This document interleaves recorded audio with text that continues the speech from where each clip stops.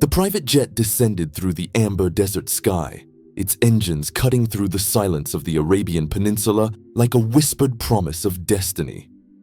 Inside the luxurious cabin, Jackie Chan pressed his face against the small window, watching the endless dunes roll past like golden waves frozen in time. The year was 1987, and he had no idea that this journey to Riyadh would become one of the most defining moments of his career. A story that would echo through Hollywood corridors and martial arts schools for decades to come. The invitation had arrived 3 weeks earlier at his Hong Kong office, delivered by a man in an immaculate white thobe who spoke perfect English with an Oxford accent. The envelope bore the royal seal of Saudi Arabia, its gold embossing catching the fluorescent lights of Jackie's modest headquarters above a noodle shop in Wan Chai. His manager, Willie Chan, had nearly dropped his steaming cup of jasmine tea when Jackie read the contents aloud. Mr. Chan, His Royal Highness Prince Khalid bin Abdullah Al Saud requests your presence at the Royal Palace in Riyadh for a matter of utmost importance regarding martial arts instruction. Transportation and accommodation will be provided. Please confirm your availability at your earliest convenience. Willie's weathered face had creased into 1,000 worried lines. Jackie, you don't understand what this means. Saudi royalty doesn't make casual invitations. When they call, empires shift. But Jackie had simply folded the letter, his calloused hands gentle with the expensive paper. Then we go see what they want. Now, as the jet's wheels touched down on the private runway, Jackie felt the weight of anticipation settling in his chest like a stone. The desert heat hit him immediately as he descended the aircraft stairs, a wall of dry air that seemed to steal the moisture from his lungs. 3 black Mercedes limousines waited in perfect formation, their chrome bumpers reflecting the late afternoon sun like mirrors. The lead driver, a tall man with kind eyes and a carefully groomed beard, bowed deeply. Mr. Chan, welcome to the Kingdom of Saudi Arabia. His Highness awaits your arrival. The drive through Riyadh was a revelation. Jackie had expected a city of ancient buildings and camel markets, but instead found himself traveling through a metropolis that seemed to exist in multiple centuries simultaneously. Glass towers reached toward the cloudless sky, while traditional mud brick structures hugged the ground like sleeping giants. The streets buzzed with a mixture of luxury cars and traditional vehicles, creating a symphony of old and new that made his filmmaker's eye dance with possibilities. The royal palace emerged from the desert like a mirage made real. Its walls stretched higher than any movie set Jackie had ever worked on, constructed from honey-colored stone that seemed to glow from within. Guards in traditional dress stood at attention every 50 meters, their presence both ceremonial and unmistakably serious. As the motorcade passed through the main gates, Jackie caught glimpses of gardens that defied the harsh climate, their green lawns and flowering trees a testament to wealth beyond imagination. Inside the palace, the air was cool and perfumed with frankincense. Jackie's footsteps echoed against marble floors inlaid with patterns that seemed to tell stories in a language he couldn't read. Servants in pristine white robes moved like ghosts through corridors lined with tapestries and artifacts that probably belonged in museums. The scale of everything made him feel small, not in a diminishing way, but in the manner of a person standing before something ancient and powerful. Prince Khalid bin Abdullah Al Saud waited in a reception hall that could have housed a small village. He was younger than Jackie had expected, perhaps in his early 30s, with intelligent dark eyes and the bearing of someone born to command. Despite his traditional dress, there was something modern about his demeanor, an energy that suggested he was as comfortable in boardrooms as he was in palaces. Mr. Chan, the prince said, rising from his chair and extending his hand in the Western manner. Thank you for making this journey. I trust your flight was comfortable. Jackie accepted the handshake, noting the firm grip and direct gaze. Your Highness, the honor is mine. Though I must admit, I'm curious about why you've brought me halfway around the world. The prince smiled, an expression that transformed his serious features. Direct, I appreciate that. Please, sit. We have much to discuss, and I believe you'll find our conversation illuminating. As they settled into chairs that probably cost more than most people's houses, Servants appeared with silver trays bearing dates, nuts, and aromatic coffee served in small cups without handles. The prince waited until they were alone before continuing. "Tell me, Mr. Chan, what do you know about my son?" Jackie paused, the coffee cup halfway to his lips. "I wasn't aware you had a son, Your Highness. Prince Faisal. He's 15 years old, and he's—" The prince paused, choosing his words carefully. "He's at a difficult age, brilliant but unfocused, strong-willed but without direction. He's rejected every tutor, every instructor, every attempt we've made to channel his energy constructively." The prince stood and walked to one of the massive windows overlooking the palace gardens. In the distance, Jackie could see a young man practicing what looked like martial arts forms on a manicured lawn. Even from this distance, it was clear the boy had natural talent, but his movements lacked the discipline that separated true martial artists from mere athletes. "He's been fascinated by your films since he was 10 years old," the prince continued. "He's memorized every fight scene from Drunken Master, can quote dialogue from Police Story in 3 languages. But more than that, he sees something in your philosophy, your approach to martial arts, that speaks to him in a way nothing else has." Jackie set down his coffee cup, understanding beginning to dawn. "You want me to train him. I want you to save him." The prince's voice carried a weight that had nothing to do with royal authority and everything to do with paternal desperation. "He's my only son, Mr. Chan, my heir. But if he continues on his current path, he'll destroy himself and potentially damage our family's reputation in ways that could affect the stability of our region." The prince returned to his seat, leaning forward with an intensity that made the air between them electric. "I've watched your interviews, studied your background. You understand what it means to be disciplined, to channel raw talent into something meaningful. You've taken your natural abilities and built not just a career, but a philosophy that resonates with people across cultures." Jackie felt the familiar weight of responsibility settling on his shoulders. It was the same feeling he got when a director asked him to perform a particularly dangerous stunt, the knowledge that someone was trusting him with something precious and irreplaceable.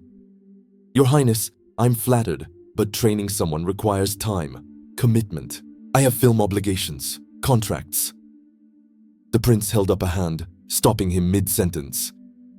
"What would it take to clear your schedule for 6 months?" 6 months? Jackie's eyes widened. "That's impossible. I have 3 films in various stages of production, promotional tours." "What would it take?" the prince repeated, his voice gentle but implacable. Jackie ran quick calculations in his head. "The financial implications alone would be substantial. We're talking about millions in potential lost revenue, penalty clauses, rescheduling costs."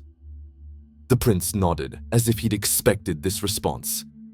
He reached into a drawer of the ornate table beside his chair and withdrew a leather portfolio. From it, he extracted several photographs, laying them out like playing cards. The images showed a warehouse, its interior stacked floor to ceiling with gold bars. Each bar gleamed under industrial lighting, and Jackie could see numbers stamped into the metal surface. 100 kilograms of pure gold, Mr. Chan. Current market value approximately $3.2 million. It would be yours upon completion of my son's training. Jackie stared at the photographs, his mind struggling to process what he was seeing. He'd grown up poor in Hong Kong, had worked as a stuntman for years, earning barely enough to buy rice. Even now, with his success, $3 million represented more money than he'd made from his first 10 films combined. "This is," he began, then stopped, looking up at the prince. "You're serious. Completely serious. The gold is already set aside, waiting for your decision." Jackie picked up one of the photographs, studying it more closely. The bars were stacked with mathematical precision, each one representing more wealth than most people would see in a lifetime. He could pay off his parents' debts, buy them a house with a view of Victoria Harbour, ensure his stunt team had the best insurance coverage available. The possibilities cascaded through his mind like water through a broken dam. "There would be conditions, of course," the prince continued, his voice taking on the tone of someone accustomed to negotiating complex agreements. "You would live here in the palace, have complete access to training facilities that I'll have constructed to your specifications. My son would be your only student during this period, and you would have absolute authority over his training regimen." Jackie set the photograph down carefully, as if it might explode. "And if I can't reach him? If after 6 months he's still the undisciplined young man you describe now?" The prince's expression grew somber. "Then you'll have earned the gold anyway, because at least we'll know we tried everything." The silence that followed was broken only by the distant sound of fountains in the garden and the soft whisper of air conditioning. Jackie found himself thinking about his own youth, the countless hours spent training in the Peking Opera School under Master Yu Jim Yuen, the brutal discipline, the physical pain, the moments when he'd wanted to quit but couldn't because something deeper than mere determination kept him going. "I'd like to meet him first," Jackie said finally. "Before I make any decision, I need to see what I'd be working with." The prince's face lit up with something that might have been relief. "Of course, he's expecting you." They made their way through the palace corridors, past rooms filled with artifacts that spoke of centuries of power and influence. The prince explained that his son had been told only that a martial arts expert was visiting, not who specifically or why. The training area they entered was impressive by any standard. Mats covered a floor space larger than most gymnasiums, with mirrors lining the walls and equipment that looked like it had been imported from the finest dojos in Asia. But what caught Jackie's attention immediately was the young man practicing in the center of the space. Prince Faisal was tall for his age, with his father's intelligent eyes and an athletic build that spoke of natural coordination. He was working through what appeared to be a kata, but Jackie could see immediately that while the boy had learned the movements, he hadn't understood their meaning. Each technique was executed with physical precision but emotional emptiness, like a musician playing notes without feeling the music. The young prince noticed them approaching and stopped mid-form, his chest rising and falling with exertion. When he saw Jackie, his eyes widened with recognition, but he quickly composed himself, bowing formally to both his father and the visitor. "Prince Faisal," his father said, "I'd like you to meet Jackie Chan." For a moment, the teenager's composure cracked, revealing the excitement underneath. "The Jackie Chan from Wheels on Meals and Project A?" Jackie smiled, remembering his own youth and the heroes who had seemed larger than life. "The same. I hear you're interested in martial arts." "Interested?" The boy's voice rose with enthusiasm before he caught himself and lowered it again. "I've been studying for 3 years. Would you? Would you like to see?" Without waiting for an answer, Prince Faisal launched into a demonstration that confirmed everything Jackie had observed from a distance. The boy was athletic, had good form, and clearly had been well taught from a technical standpoint. But martial arts without spirit was like a car without an engine. All the components present, but missing the essential element that made it come alive. When the demonstration ended, Jackie applauded politely.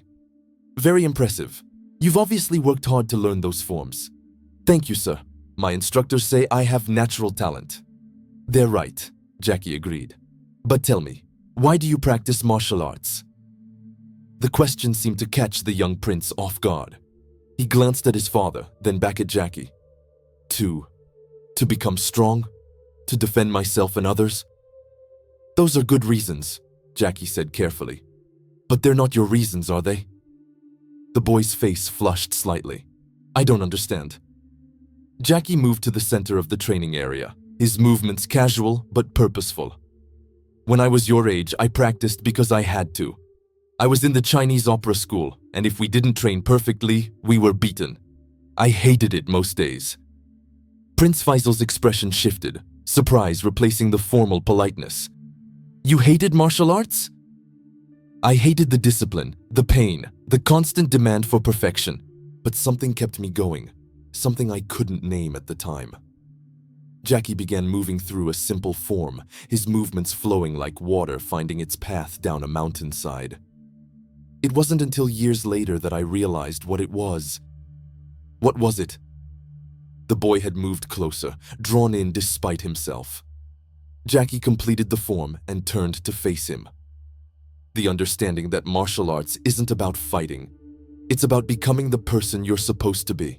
Every technique, every form, every hour of training is really training your character, your spirit, your ability to face whatever life puts in front of you.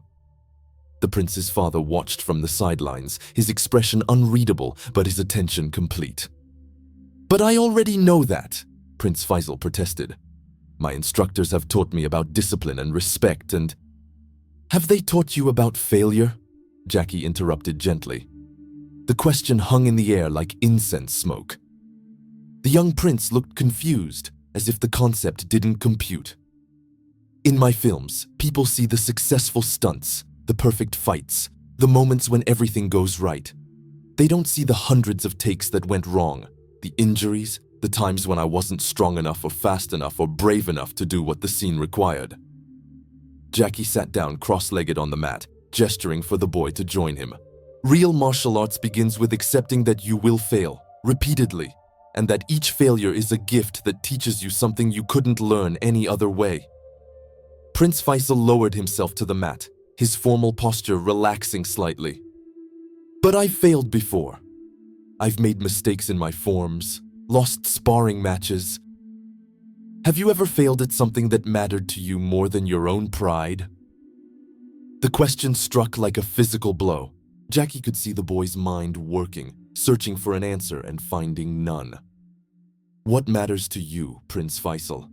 Not what you think should matter, not what others expect to matter, but what actually keeps you awake at night thinking about it." The silence stretched between them, filled with the weight of honest self-examination.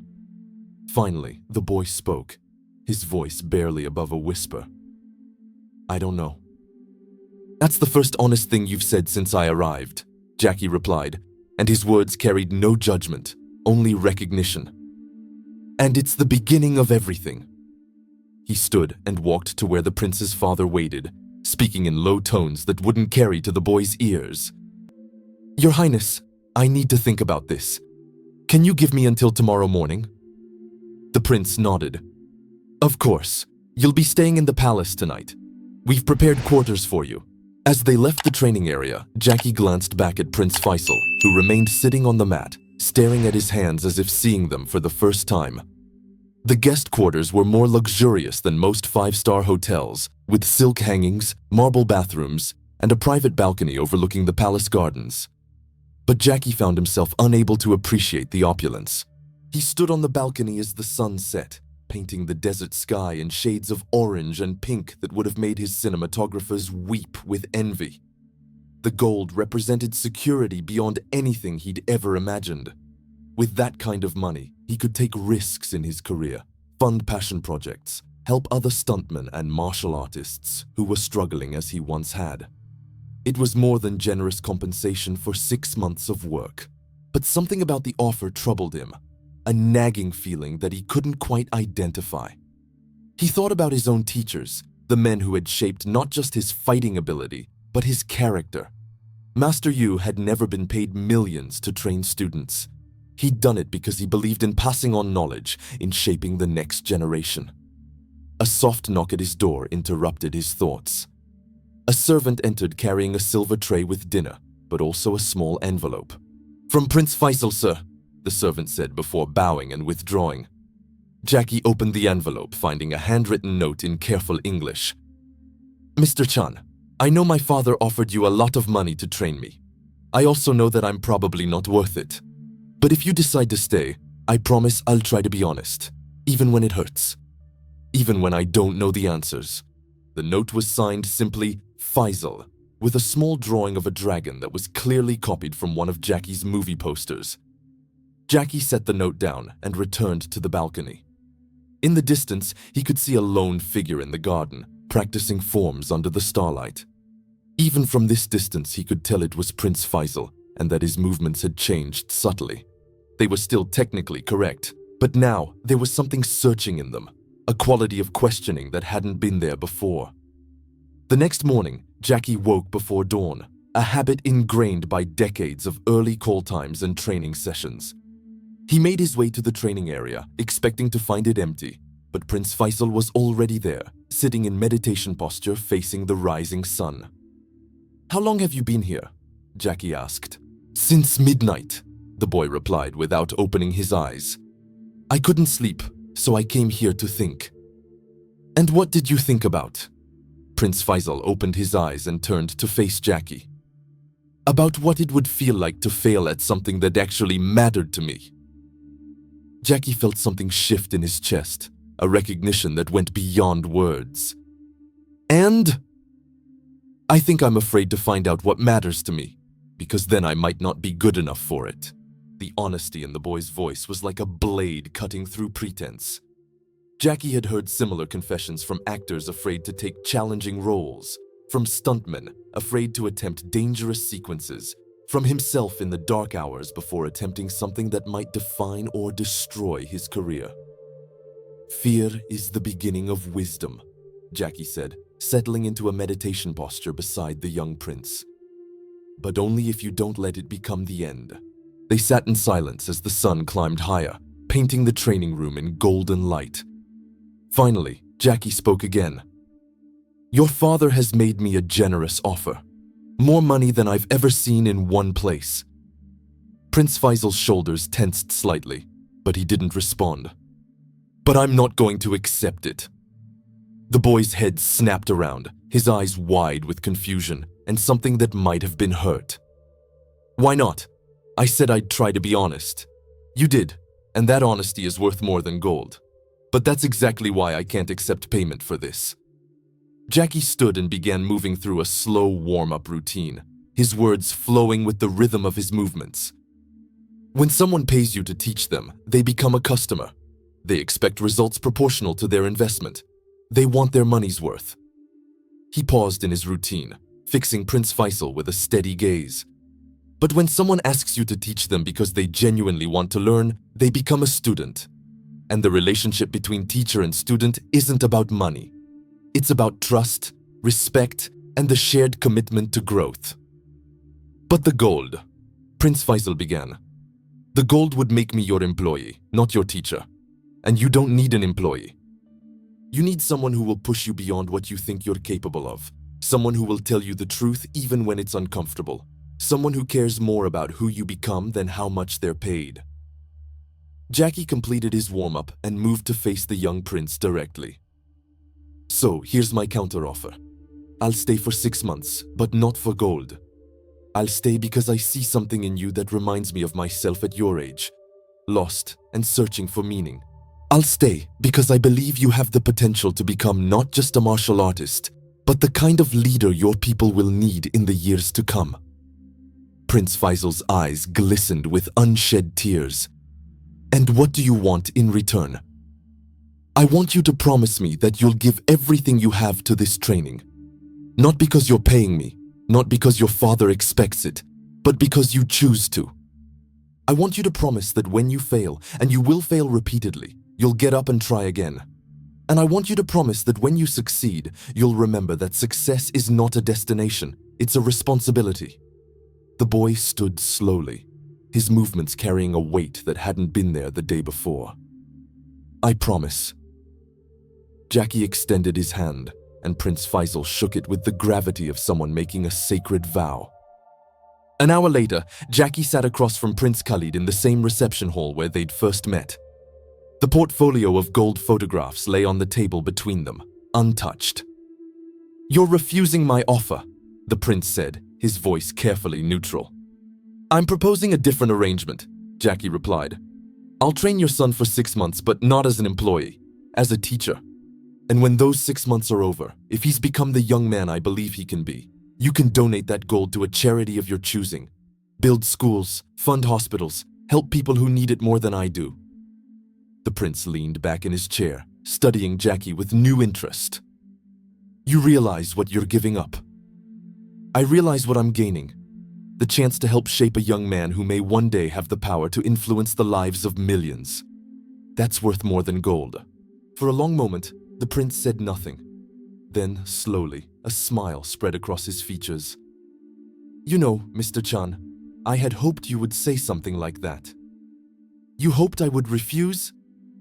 I hoped you would prove that my instincts about you were correct. Anyone can be bought with enough money. But the kind of teacher my son needs, the kind of mentor who can truly change his life, That person can't be purchased. They can only be earned. The prince stood and walked to the window overlooking the training area, where his son was practicing with a focus and intensity that was already visibly different from the day before. "The gold was a test, wasn't it?" Jackie asked, understanding dawning. "Partially. I needed to know if you were the kind of man who would take money to train a prince, or the kind of man who would refuse money to teach a student. The difference matters more than you might realize." Jackie joined him at the window, watching as Prince Faisal worked through forms with a dedication that spoke of genuine commitment rather than mere obligation. "But I also needed to know if you understood what you were really being asked to do," the prince continued. "I'm not just asking you to teach my son martial arts. I'm asking you to help him discover who he is meant to be. That kind of transformation can't be bought. It can only be freely given and freely received." Over the following months, Jackie would discover that the prince had been right about the magnitude of what he was undertaking. Training Prince Faisal was unlike anything he'd ever attempted. The boy was intelligent, athletic, and determined, but he was also carrying the weight of enormous expectations and the burden of a destiny he hadn't chosen for himself. There were days when the young prince would break down in frustration, overwhelmed by the gap between his aspirations and his abilities. There were moments when Jackie questioned whether he was the right person for this task, whether anyone could help this privileged but isolated young man find his authentic path. But there were also breakthrough moments that made everything worthwhile. The day Prince Faisal finally understood that strength came from vulnerability, not invulnerability. The afternoon when he realized that leadership meant serving others, not commanding them. The evening when he discovered that the greatest opponent he would ever face was his own fear of not being worthy of the trust placed in him. By the end of 6 months, Prince Faisal had been transformed. Not just physically, though his martial arts skills had advanced dramatically, but spiritually and emotionally. He carried himself with a quiet confidence that came from self-knowledge rather than entitlement. He spoke with the wisdom of someone who had looked honestly at his own limitations and chosen to grow beyond them. The day before Jackie's departure, father and son stood together watching him pack his modest belongings. The gold had indeed been donated to build schools in rural villages, creating opportunities for children who had never dreamed of education. "I have something for you," Prince Faisal said, producing a small wooden box carved with intricate patterns. Inside was a simple gold medallion, not valuable by royal standards, but clearly precious to the boy who offered it. "I made this myself in the palace workshop," he explained. "It's not much compared to what my father offered you, but it's the only thing I have that truly belongs to me." Jackie accepted the medallion, feeling its weight in his palm. Engraved on one side was a dragon, skillfully rendered despite the obvious inexperience of the craftsman. On the other side were words in both Arabic and English. "The greatest wealth is a rich character." "This is worth more to me than 100 kilos of gold," Jackie said, and meant every word. As his plane lifted off from the Riyadh airport, Jackie reflected on what the experience had taught him. He had come expecting to give lessons and instead had received them. He had been offered the greatest material reward of his career and had discovered that the greatest rewards couldn't be measured in currency. Years later, when Prince Faisal would assume positions of increasing responsibility within the Saudi government, those who worked with him would note his unusual approach to leadership. He led with humility rather than arrogance, with service rather than entitlement, with wisdom that seemed far beyond his years. They didn't know about the 6 months he'd spent learning that true strength came from within, or about the Hong Kong action star who had refused a fortune to teach him that the most valuable things in life couldn't be bought. Jackie would go on to make dozens more films, earn millions of dollars, and receive honors from around the world. But he would always carry that simple medallion with him, a reminder of the day he learned that sometimes the greatest gift you can give someone is the refusal to accept payment for it. In a world where everything seemed to have a price, he had discovered that the most important things remained priceless, available only to those wise enough to recognize their true value and brave enough to choose meaning over money, character over compensation, and the transformation of a single life over the accumulation of any amount of gold. The story would become legend in Hollywood and beyond, whispered in industry circles as an example of integrity in a business not known for it.